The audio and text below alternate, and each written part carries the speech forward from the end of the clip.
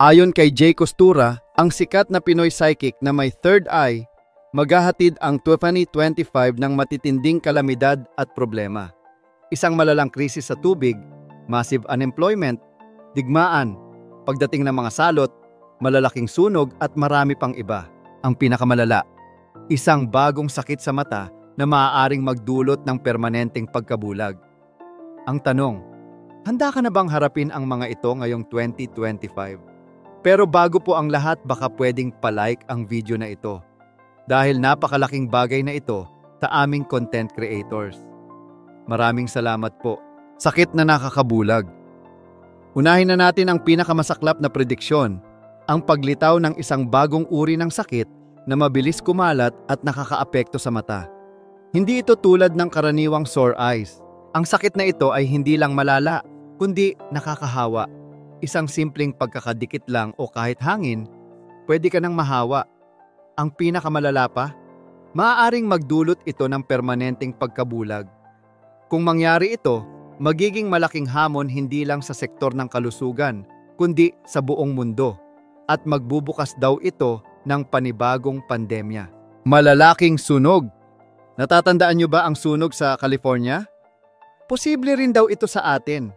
Habang patuloy ang epekto ng climate change, inaasahan din na magdudulot ito ng mas matinding init na posibleng magresulta sa mga malalaking sunog at pagbagsak ng mga pananim. Kung mangyari ito, dapat daw na maging mas kritikal ang bawat hakbang upang matiyak ang sapat na supply ng tubig sa mga komunidad. Sa makatuwid, mahalaga na magtipid ng tubig at magpatupad ng mga water conservation practices tulad ng pag-iipon ng tubig ulan, pagtatanim ng mga puno, at pagsuporta sa mga proyektong magpapabuti sa mga watershed at pinagkukunan ng tubig. Massive unemployment. Isa pa sa mga pinakamabigat na hula ni Jay Costura para sa 2025 ay ang massive unemployment. Hindi daw ligtas ang sektor ng trabaho mula sa epekto ng mabilis na pag-unlad ng teknolohiya at automation. Marami raw ang mawawala ng trabaho. Maraming mga posisyon sa trabaho, tulad ng mga data entry clerks, customer service agents, at iba pang administrative roles, ay malamang palitan ng mga makinarya at AI-driven systems sa mga darating na taon. Maging ang mga crew at factory workers daw ay pwedeng mapaltan ng mga robots. Ang makabagong teknolohiya, lalo na ang artificial intelligence, ay kayang magsagawa ng mga gawain ng mas mabilis at mas tumpak, kaya tumataas ang posibilidad na maraming manggagawa ang mawala ng trabaho.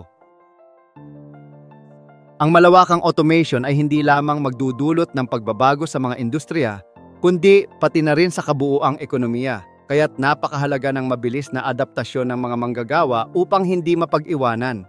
Kaya't mahalaga raw para sa mga manggagawa na mag-focus sa pag-aaral ng mga bagong kasanayan at maghanda sa mga pagbabagong dulot ng teknolohiya. Kung hindi nila kikilos at magpapaunlad ng sarili, maaari silang mawala ng oportunidad sa trabaho at magsasanhi ito ng malawakang unemployment. Dapat daw na mag-evolve ang edukasyon at mga training programs upang matugunan ang mga bagong pangangailangan sa mga makabagong industriya. Salot. May nakikita rin siyang salot, iba't ibang insektong maglalabasan sa 2025. Nakakita raw siya sa kanyang vision ng mga itim na salagubang na tila nagmula sa sinaunang panahon. Ang ganitong klase ng prediksyon ay nagpapakita na ang mga hindi inaasahang pagbabago sa kalikasan ay patuloy na magaganap. Kaya't nararapat lamang na maging handa ang bawat isa sa mga posibleng panganib. US-China War. Isang issue na hindi rin dapat ipagsawalang bahala ay ang posibleng tensyon sa pagitan ng China at Estados Unidos. Lalo na at nakabalik na sa kapangyarihan si Trump, ay siguradong magiging mas agresibo ang Amerika at hindi magpapaapi sa China. Ang alitan sa pagitan ng dalawang superpowers ay maaaring magdulot ng malaking problema sa ekonomiya at seguridad ng rehiyon ng Asya, lalo na sa Pilipinas. Maaaring magsimula ito sa mga isyu tungkol sa teritoryo at teknolohiya, tulad ng South China Sea, na magdudulot ng takot at kawalan ng katiyakan sa pandaigdigang merkado at sa mga bansang nakapalibot sa mga apektadong lugar. Ang mga epekto ng ganitong tensyon ay maaaring magdulot ng mga confusions sa global supply chains at posibleng magdulot ng mga trade disruptions na makakaapekto sa ekonomiya ng Pilipinas at ng iba pang mga bansa sa rehiyon. Sa ganitong sitwasyon, mahalaga raw na magsagawa ang Pilipinas ng mga diplomatikong hakbang upang maiwasan ang pagkakasangkot sa anumang militar na kaguluhan, habang pinapalakas ang sariling depensa at nag-i-invest sa lokal na produksyon ng mga pangunahing pangangailangan. Hindi rin daw dapat kalimutan ang pagpapalawak ng mga alyansa at pagtutulungan sa mga karatig bansa upang mapanatili ang seguridad at katatagan ng rehiyon. Krisis sa tubig. Kung matatandaan nyo kanina mga kaalam, nabanggit natin na kinakailangan natin ng tubig para sa prediksyon ng malalaking sunog, pero ayon kay Jay Costura, ang Pilipinas daw ay makakaranas din ng krisis sa tubig. Mukhang tumpak dahil inaasahan na rin ng eksperto na makakaranas ang Pilipinas ng matinding kakulangan sa supply ng tubig sa mga darating na taon. Kabilang sa mga lugar na pinangangambahan niyang tatamaan ay ang Cebu, na sa ngayon ay nakakaranas na ng water crisis. Ayon sa kanyang pananaw, ang matagalang tagtuyot ay magdudulot ng kakulangan sa tubig na hindi lamang makakaapekto sa pang-araw-araw na pangangailangan, kundi pati na rin sa agrikultura at industriya. Pagtaas ng global temperature. Isa pang prediksyon niya ay patuloy na tataas daw ang global na temperatura sa mga susunod na taon, kasama ang 2025 na magdudulot ng mas matitinding heat waves, pagbaha at malalakas na bagyo. Dahil dito, ang mga kalamidad ay magiging mas mahirap i-predict at magdudulot ng mas malawak na pinsala sa mga lugar na madalas tamaan ng bagyo at tagtuyot. Upang maghanda raw para dito, kailangan ng mga komunidad na maging mas handa at magpatupad ng mga hakbang upang magtulungan at maiwasan ang mga epekto ng climate change. Kabilang dito ang pagtatanim ng mas maraming puno at ang pagtitipid sa paggamit ng kuryente upang makatulong sa pagbabawas ng carbon emissions. Ang mga simpleng hakbang na ito, tulad ng paggamit ng renewable energy, ay makakatulong upang maibsan ang epekto ng mga climate-related na kalamidad. Kakulangan sa pagkain. Kasama rin sa mga seryosong hula ni Jay Costura ang kakulangan sa pagkain at bigas. Dahil sa mga natural na sakuna at tagtuyot, magiging mahirap ang produksyon ng mga pangunahing pagkain tulad ng palay, kaya't posibleng tumaas ang presyo ng mga bilihin. Ang ganitong sitwasyon ay magdudulot ng gutom sa maraming tao, lalo na sa mga pook na hindi kayang bumili ng mga pangunahing pangangailangan.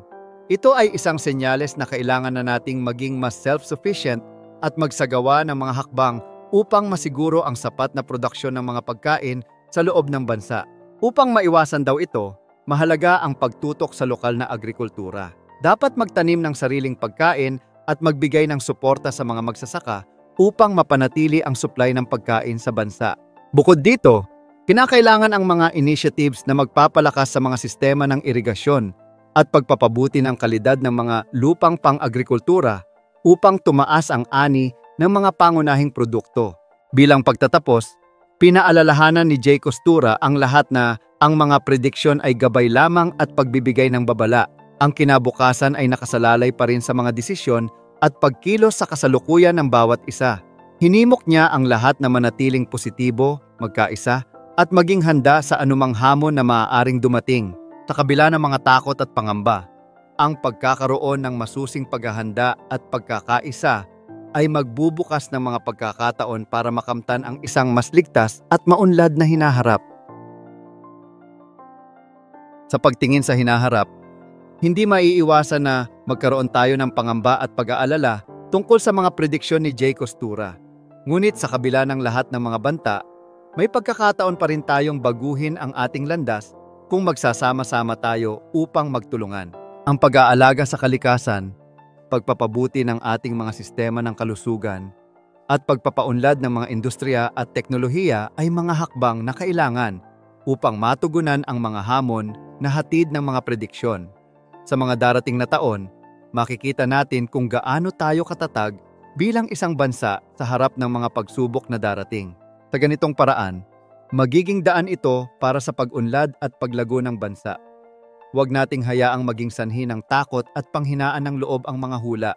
Bagkus ito'y magsilbing gabay upang tayo ay magtulungan, maghanda at magtagumpay sa pagharap sa mga hamon ng hinaharap. Ngunit higit sa lahat, kinakailangan nating magdasal. Sa pagdarasal, hihingi tayo ng tulong sa Diyos upang magabayan tayo sa bawat desisyon at hakbang na gagawin natin upang mapagtagumpayan ang mga pagsubok na darating. Kaya't magdasal tayo, magsanib puwersa, at maging handa sa anumang pagsubok na maaaring dumating. Sapagkat sa panalangin at pananampalataya, makakamtan natin ang kalakasan at tagumpay. Kaalam, naniniwala ka ba sa mga predictions ni Jay Costura? Magkakatotoo kaya ang kanyang mga hula? Kung meron ka pang nalalaman kaalam, huwag mong kalimutang i-like ang ating video at mag-subscribe ka na rin sa ating channel. At siguruhin na panoorin ang next videos na siguradong magugustuhan mo. Ito ang inyong kaalam na nagsasabing, knowledge has a beginning but no end.